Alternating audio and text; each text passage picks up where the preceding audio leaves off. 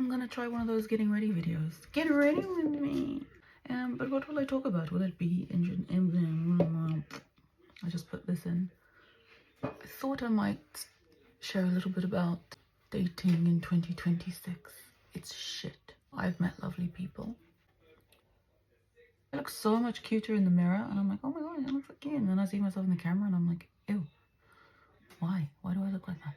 Angles, lighting, whatever. So I've had one marriage, one boyfriend, lots of dates, and lots of experiences, lots of different cultures, because I myself am culturally confused.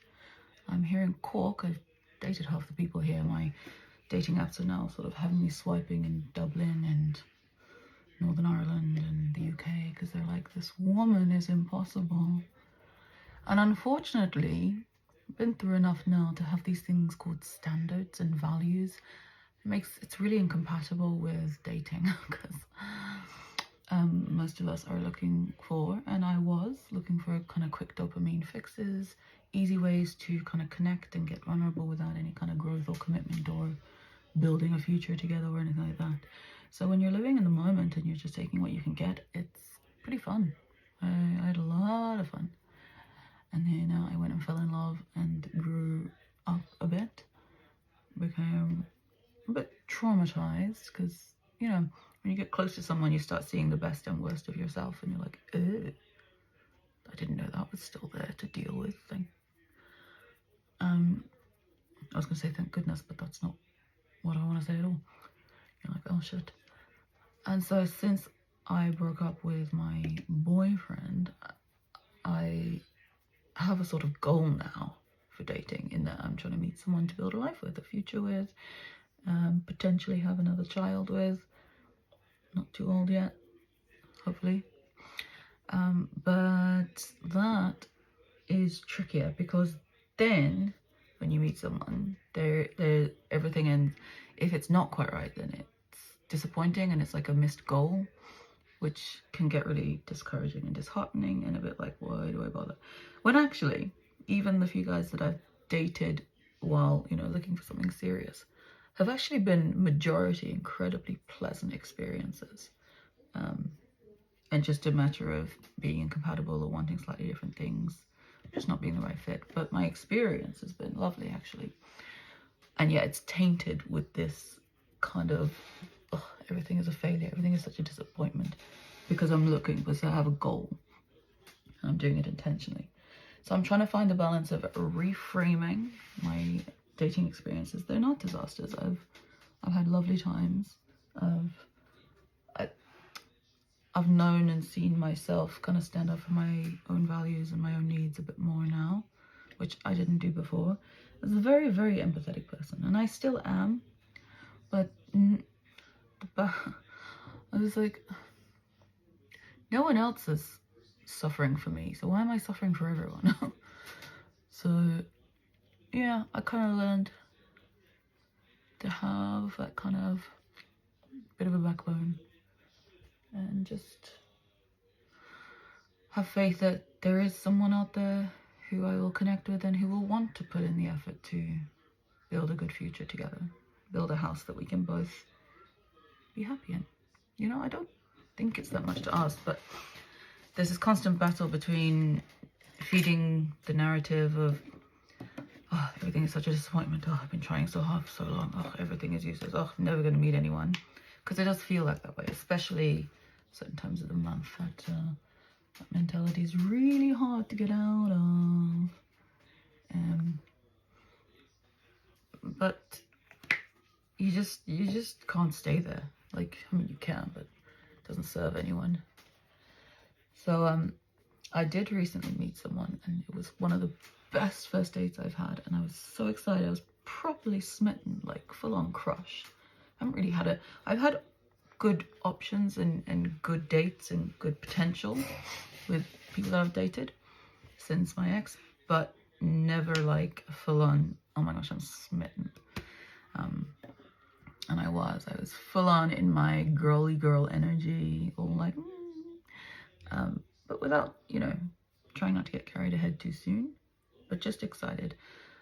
Unfortunately, logistically, that connection is not really viable at the moment, which is so disappointing, but it is what it is. And so what I'm doing now this weekend, I'm meeting someone, and I pretty much just said, I mean, he seemed a bit off and a bit miserable, and found out he's out of something serious. And I was like, do you want to just meet up and complain about how awful the modern dating world is? And he was like, I'm in. So, I don't know, that's kind of nice, you know, because the conversation wasn't that interesting. But I was like, I want to do something on Friday night. I did have a lovely date planned, but that's, you know, not happening anymore. I want to do something. And people in my life are probably sick of hearing me complain about the almost this one, almost that one, da da da. So I'm like, let me go find a stranger with a fresh perspective who I can trauma dump on, and he can trauma dump on me, and we can just validate each other's misery. Because sometimes just being heard and understood, part of what you need to get over that shit. So yeah, that's what I'm gonna do. And it takes the stakes, like meeting someone with high stakes of, are you my husband? It puts a lot of pressure on that first meeting of what to say, what not say, which foot am I putting forward. And I'm sort of finding again that just taking that kind of pressure off of being like, no, we are just humans, and everyone is messy, and everyone has a backstory, and everyone has triggers and trauma and imperfections, and everyone shits, and everyone eats and has coping mechanisms. And just being like, here is a fellow human. Do you want to talk about your human existence? And that's just no need, like, there's no point performing, because if you perform and then you make a connection and then you find out that they were performing and then the real stuff comes out, no, I mean, I suppose that works for some people, but no, not me. I much prefer, because then I feel like safe if someone is honest, and I also feel like I get something out of it. If it's just shallow, not shallow, if it's like performative chit chat to see what is this, like a job interview, that's not living. I don't want to go on a million job interviews to enjoy myself. Dating should be fun. So I'm going to do it, and I'm going to do it authentically. And if I'm miserable, I'm going to meet someone and I'm going to say that I'm miserable, because that's how I feel. But I think I'm able to do that without bringing the whole thing down and making the whole thing about me, which is a new skill and an important skill.